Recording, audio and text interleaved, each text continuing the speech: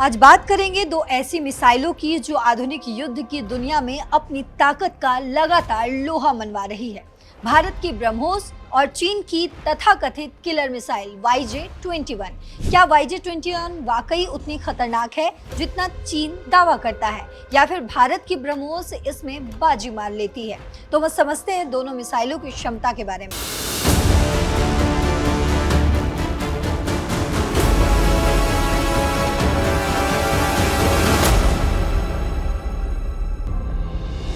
ब्रह्मोस एक supersonic missile है जो मैक 3.5 की गति से उड़ती है, यानी ध्वनि की गति से 3.5 गुना तेज। इसकी मूल रेंज 290 किलोमीटर थी, जिसे अब बढ़ाकर 350 किलोमीटर कर दिया गया है। दूसरी ओर चीन की YJ-21 को हाइपरसोनिक कहा जाता है, जो कथित तौर पर मैक 6 की गति तक पहुंच सकती है।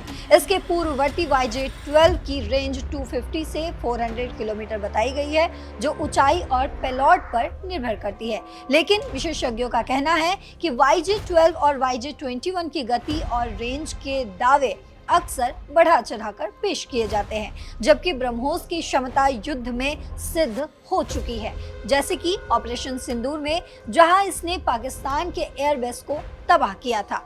अगर हम इसके डिजाइन और तकनीक की बात करें तो ब्रह्मोस का डिजाइन 2 चरणों वाला है। पहला चरण ठोस रॉकेट बूस्टर और दूसरा द्रव ईंधन रैमजेट। ये डिजाइन इसे हल्का, विश्वसनीय और सरल बनाता है। वहीं दूसरी ओर YJ-21 एक एकीकृत रैमजेट सिस्टम पर काम करता है, जिसे विशेषज्ञ ब्रह्मोस के मुकाबले कम प्रभावी मानते हैं। ब्रह्मोस की गाइडेंस सिस्टम भी खास है। ये उड़ान के दौरान जड़त्वीय नेविगेशन, INS और सैटेलाइट नेविगेशन का इस्तेमाल करती है, और अंतिम चरण में फायर एंड फॉगेट तकनीक से लक्ष्य को सटीक निशाना बनाती है। YJ-21 चीन के बेइडो सैटेलाइट सिस्टम पर निर्भर करता है, जो 90% सटीकता का दावा करता है, लेकिन इसका असल प्रदर्शन सवालों के घेरे में है। आपको बताते चले कि सटीकता के मामले में ब्रह्मोस का कोई जवाब नहीं है। इसकी CEP यानी सर्कुलर एरर प्रोबेबिलिटी सिर्फ 1 मीटर है, यानी ये अपने लक्ष्य को लगभग बिल्कुल सटीक भेज सकती है।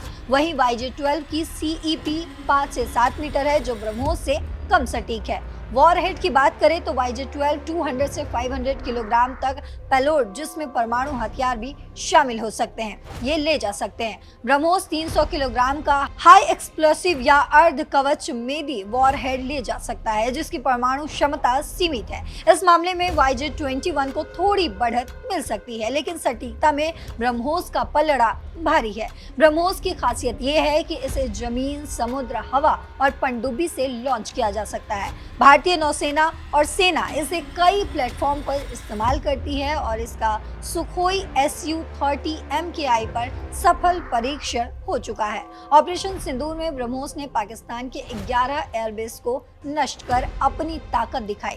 वहीं YJ-21 और YJ-12 का युद्ध में प्रदर्शन संदिग्ध रहा, और ऑपरेशन सिंदूर में चीनी मिसाइलें नाकाम साबित हुई। इसके अलावा ब्रह्मोस 2, जो मैक 8 की गति और 600 to 800 किलोमीटर की रेंज के साथ हाइपरसोनिक होगी, भारत को और मजबूत करेगी।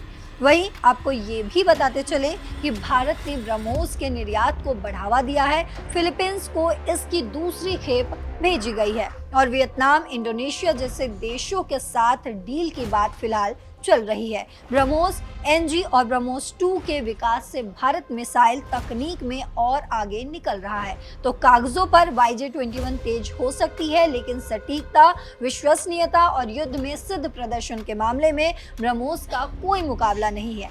भारत की ये मिसाइल न सिर्फ तकनीकी रूप से बेहतर है, बल्कि वैश्विक मांग भी बता रही है कि ब्रह्मोस भविष्य की जंग में गेम चेंजर साबित होगी। अब इस पर आप क्या सोचते हैं, कमेंट बॉक्स में जरूर लिखते जाइएगा। फिलहाल मेरे साथ इस खबर में इतना ही। देश और दुनिया की बाकी खबरों के लिए देखते रहिए दैनिक जागरण। नमस्कार।